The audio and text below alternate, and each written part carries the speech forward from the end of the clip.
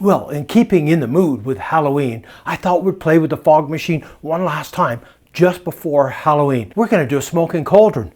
We're going to do a smoking pumpkin. If you want to be able to do some really cool effects for Halloween, not just for the trick-or-treaters, but for video and photo work, let me show you some cool tricks with the fog machine for a smoking cauldron and a pumpkin. I just love playing with fog machines. The effects you can do are awesome. Now this is going to be great for Halloween to be able to scare the kids and have some fun with, or you can use it in your filmmaking and you can do some photography with it. Now the brand of fogger doesn't matter as long as it's a fog machine. These tips and tricks will work as all my other ones did. So let's jump back into the set here and I'll show you first off how we did the smoking cauldron. Hey wait, you're new. If you're new to the channel, welcome, my name's Michael. Subscribe, hit that bell notification so you're aware when I post new videos like this so you keep yourself up to date. Anyways, let's jump back into the cauldron here. Now, it's a very easy setup. I basically have your number 2 standard Harry Potter cauldron and I simply cut a hole in the back.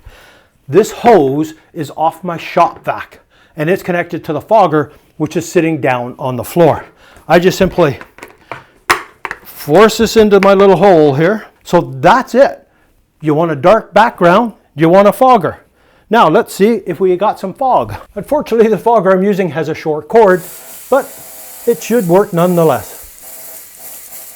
There we go. There is your smoking cauldron. Ta-da! We're done. No, it's missing something. What is that? A light. I've got a light down here and it is the Light SO3. I'll put a link to it down below so you can check out the review on it. These little lights work fantastic. They work with an app, fully adjustable. Fog needs light behind it to make it glow, to make it really pop. So now let's turn our light on and I've got this red pulsating effect going on. So I simply drop that in my little cauldron bucket and we pump up some fog. Let's get some fog in there. Now you can see how it looks when you add a bit of color. Now it's not perfect in here because I've got the whole scene lit so bright you lose some of the effect. Get a really bright light in there and it'll send all this smoke up and then you could have your witch doing the little cauldron thing happening here like in this photo. You can create some really cool effects with a smoking cauldron and a simple little light. Different lighting effects, different looks. That's all there is to the smoking cauldron. Okay, that's enough of the cauldron. Let's play with the pumpkin. It's the exact same principle. I have a hollow plastic pumpkin and I had a big hole in the bottom because I took out the electronics so I could use this for other things. But unfortunately the hole was huge. So you can see I just used some duct tape, left myself a little hole. Now, I do need to take my light though and some lighting effect. Can't put it on the table. I need something underneath. Let me just turn this off for a sec. Move our cauldron out of the way and